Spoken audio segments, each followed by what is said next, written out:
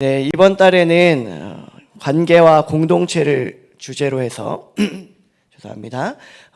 계속 말씀을 묵상하고 나누고 있는데요. 오늘은 그 네 번째 시간으로 특별히 교회를 생각하며 우리가 속한 공동체, 또 우리를 이 땅 가운데 부르신 공동체, 또 우리가 속하기로 결정한 공동체를 생각하면서 말씀 앞에 서보기를 원합니다.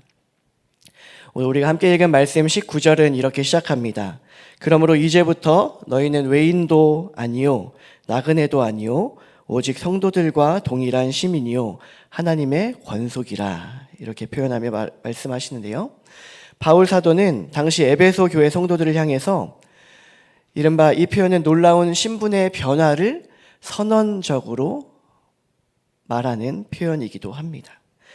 과거에 이전에 이방인이었던 이 유대인들, 이 하나님의 사람으로 부름받았던 그 사람들은 표현하자면 그들은 사실 많은 시간 동안 외인, 외국인 신세로 살아갔던 사람들이었고요.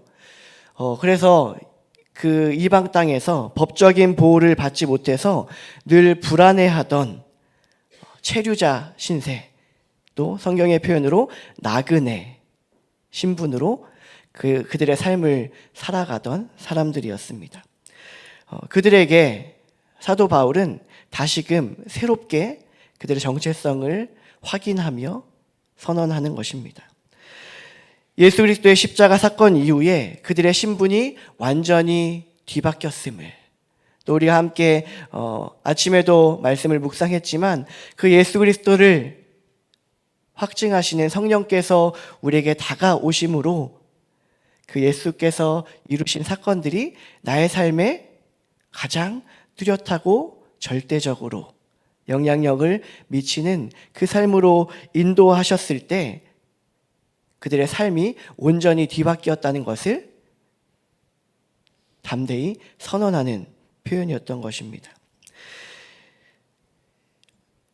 그 이전과 다르게 이제는 하나님 나라의 당당한 권리를 누리는 시민이 되었다라는 표현이었고요. 한 걸음 더 나아가 하나님의 권속, 즉 하나님의 식구이자 하나님의 가족이 되었다라고 하는 그 당시에 감히 표현할 수 없는 표현으로 다시 우리의 삶을 재정의하는 것이었습니다. 그리고 바울은 이 위대한 이른바 영적인 가족으로서 그 교회 공동체가 어떻게 세워지고 유지되는지 눈에 보이는 생생한 그림을 통해서, 그 비유를 통해서 설명하기를 원했던 겁니다. 바로 건축, 집을 지어가는 건축의 그 과정들, 그것으로 완성되는 성전의 이미지였습니다. 오늘 말씀을 따라가면서 우리가 어떤 공동체로 자라가야 하는지, 또 우리가 어떠한 하나님께서 부르시는 나의 모습, 또 우리를 세우시는 그 공동체의 모양으로 세워져 가는지를 함께 고민하며 묵상하기를 원합니다. 먼저 우리가 기억해야 할 것은 교회는 오직 예수 그리스도라는 유일한 기준점 위에 세워진다는 것입니다. 본문 20절을 보면 그리스도 예수께서 친히 모퉁이 돌이 되셨느니라 표현하며 우리에게 전합니다. 고대의 건축 기법에서 이 모퉁이 돌이라고 하는 것은 단순히 오늘날 그저 건물을 다 지어놓고 마지막에 마치 그것을 기뻐하고 기념하듯 다른 어떤 디자인적인 요소로 붙이는 그 용도가 아니었고요. 그 당대에 건축할 때 가장 주요하게, 그리고 가장 핵심적으로 있어야만 하는 그 과정을 다루는 부분에서 등장하는 것이었습니다. 두 벽이 만나는 주춧돌 자리에 놓이는, 그래서 그 건물 전체에서 가장 크고 정교한 돌로서 역할을 하는 부분이 바로 모퉁이돌이었습니다. 건축가들은 이 모퉁이 돌을 먼저 가장 견고하게 세울 수 있는 부분에 딱 놓고 그 이후부터 그 주위로 그 세워가는 돌들을 쌓기 시작합니다. 이 돌에 그 모퉁이 돌의 각도와 또 수평에 맞추어서 다른 돌들을 벽돌을 쌓아 올리듯 그렇게 쌓아 올려가는 것이죠. 그래서 만약 이 모퉁이 돌이 단 1도라도 틀어지면 그 위에 쌓이는 건물 전체가 비뚤어지고 어쩌면 결국에는 무너질 수 있는 가능성까지 다분한 과정이었습니다. 즉 모퉁이 돌은 모든 벽돌의 기준점이자 지탱하는 힘이었습니다. 그래서 그것이 놓이는 것이 가장 핵심적이고 주요한 일이었습니다. 오늘 사도 바울을 통해서 말씀하시는 교회가 그렇습니다. 교회의 중심은 목사도 아니고 또 소위 중직자도 아니고 또 재력이 강한 사람, 돈이 많은 사람도 아니고 학식이 높은 사람, 학식이 많은 사람도 아닙니다. 교회의 유일한 기준은 그리고 그 기초는 오직 예수 그리스도 한 분뿐이십니다. 이것을 믿으시기 바랍니다. 그런데 이것이 단지 설교적인 수사로서 교회의 기준은 예수 그리스도입니다 라고 하는 말이 그저 문장으로만 남겨지는 것이 아니라 우리의 생각, 경험, 우리의 삶의 모든 것이 예수님, 예수 그리스도 그 모퉁이 돌이신 그분께 맞춰지는 과정이 우리의 삶의 과정의 전부라는 것입니다. 내 자존심과 내 주장을 예수님께 맞추어서 깎아내면서 한 걸음 한 걸음 걸어갈 때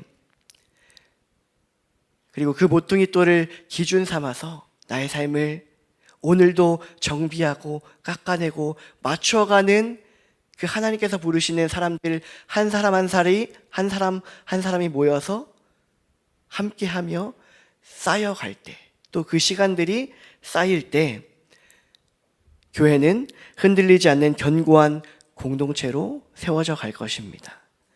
그 은혜가 우리 공동체 가운데도 있기를 간절히 소망합니다. 그리고 우리가 또 하나 주목해야 할 것은 교회는 혼자 서 있는 것이 아니라 서로 단단히 연결되어야 하는 공동체라는 것입니다. 21절에서 이렇게 표현합니다. 그의 안에서 건물마다 서로 연결하여 주 안에서 성전이 되어가고, 여기서 서로 연결하다라고 표현된 부분은 원어적인 의미로는 이렇습니다. 석공이 울퉁불퉁하고 거친 돌들을 가져다가 옆에 돌과 아기가 딱 맞물리도록 튀어나온 부분을 정으로 깎아내고 틈을 메우는 과정, 이 과정을 의미합니다. 그 과정을 표현해서 서로 연결하여 이렇게 표현하고 있는 것인데요. 당시 에베소라는 지역, 그 도시에는 아르테미스 신전이라는 것이 있었는데요. 이것은 오늘날에도 세계의 7대 불가사의 중에 하나로 꼽히는 어떻게 그것을 건축했을까? 그렇게 기이 여겨지는 건축물 중에 하나가 바로 그 에베소 그 자리 잡고 있었습니다. 거대하고 화려한 아르테미스 신전, 사람들은 그 웅장한 대리석 건물을 보면서 더할 나위 없이 감탄했습니다. 보는 사람마다 경탄을 금치 못했을 겁니다. 지금도 그러한데 당시에는 또 어땠을까요? 그러나 바울은 차가운 돌로 지은 그 신전은 진짜가 아니다라고 말합니다. 성격도 다르고 배경도 다르고 삶의 모습도 다른 성도들이, 그 사람들이 예수의 피로 서로 엮이면서 그 아기가 맞물려 가는 것, 그것이 그 돌들로 쌓아놓은 신전보다 더 아름답고 진정한 성전이다라고 말하는 것이죠. 그런데 여러분, 거친 돌과 또 다른 돌이 사이에 이렇게 붙게 되면 그 사이에서 어떤 일이 벌어질까요? 그 돌들이 연결될 때 어떠한 모습들이 나타날까요? 필연적으로 부딪힘이 일어납니다. 딱 맞아 떨어지기 전까지는 서로의 뾰족한 모서리 때문에 아프고 또 우리의 표현으로 상처를 받기 십상입니다. 그래서 많은 성도들이 교회 안에서 소위 상처를 받으면, 어려움을 겪으면 그저 나 혼자 있기를 선택하기도 하고, 또 공동체를 떠나서 내가 하나님을 혼자 예배한다, 하나님 앞에 선다, 이러한 편을 선택하기도 합니다. 그러나 혼자 떨어져 있는 벽돌은 아무리 화려하고 단단해도 건물을 이룰 수 없습니다. 건물을 이루지 못한다는 것은, 그저 혼자 놓여져 있다는 것은, 어쩌면 때로는 비바람이, 거센 그 비바람이 몰아칠 때 유지하고 또 버텨내는 힘을 내가 같이 움켜쥐지 못한다는 의미일 것입니다.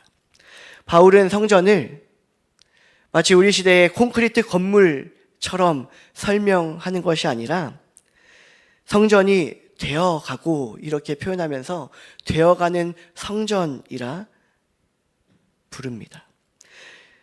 이렇듯 교회는 살아있는 생명체와 같다는 그 비유를 바울이 우리에게 전하는 것이기도 한데요.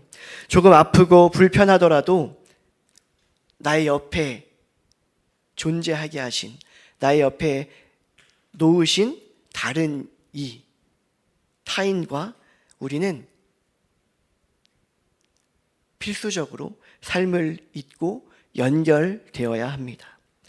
옆에 있는 지체의 모난 부분 때문에 내가 깎이고 나의 부족함을 그 다른 지체가 채워주면서 그렇게 서로의 손을 잡고 연결돼 갈 때 비로소 우리는 그리스도의 몸으로 자라나게 될 것입니다.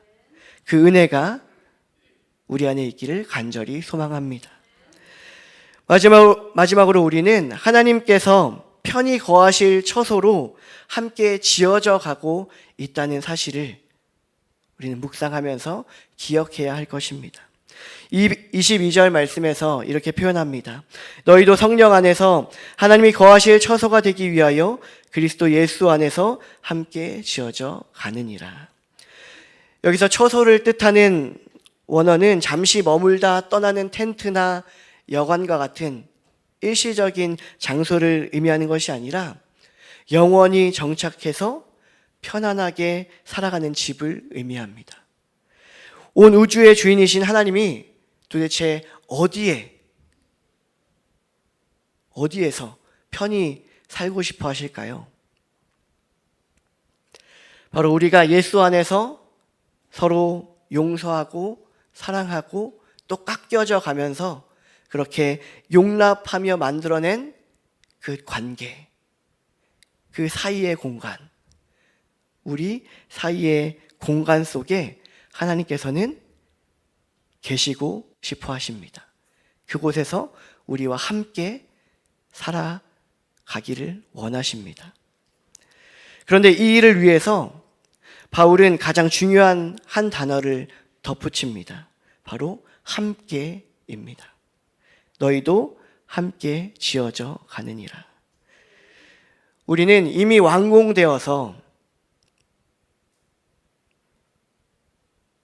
마치 떡하니 세워놓은 신축 아파트로서의 교회가 아니라 매일 뚝딱거리는 소리가 나고 먼지가 날리는 어쩌면 그러한 공사 현장에 더 가까울지도 모르겠습니다.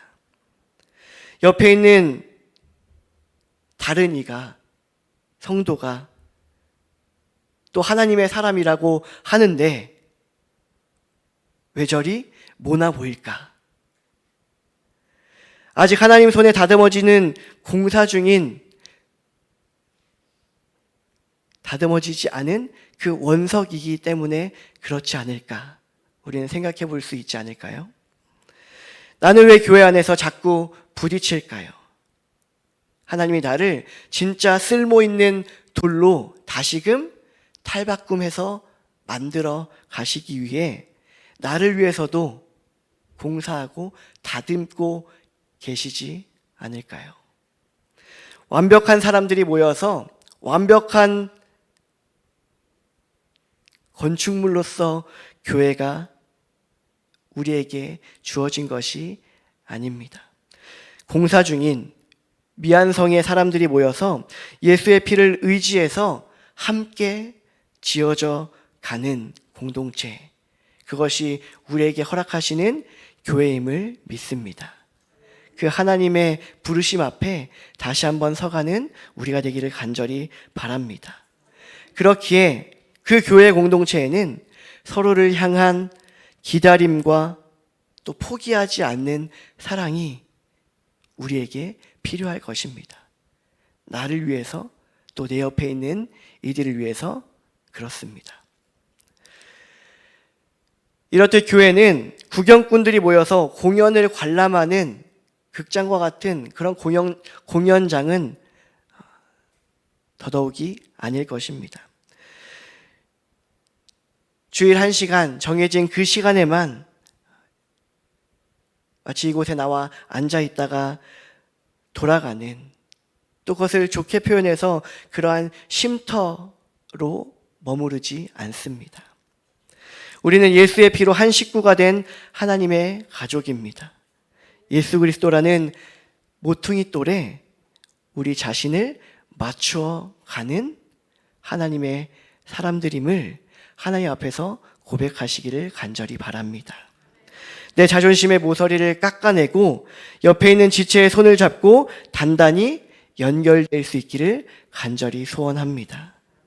그래서 저 사람은 나랑 안 맞아 라는 표현을 우리 입술로 내뱉는 것 대신에 하나님이 나를 다듬으시기 위해서 내 옆에 붙여주신 소중한 지체이고 또 나를 위해 존재하는 사람이구나.